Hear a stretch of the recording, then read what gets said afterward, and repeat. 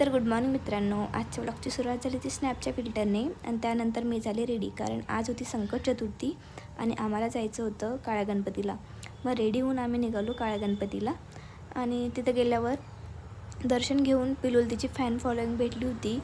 तर त्यांनी तिला खूप परेशान केलं. मग ती बोर झाली होती, अशी तोंड पाडून बसली बघा ती, कारण तिला जमवत नाही असं परेशान केलेलं.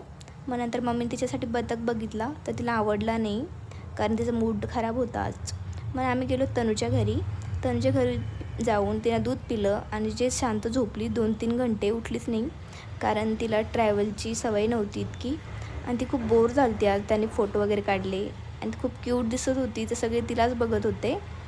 मग आम्ही चहा पिला आणि गेलो पूजाच्या इथे, जिचा आताच रिसेंटली साखरपुडा झाला आहे. तर पिलू तिचं घर चेक करत होती.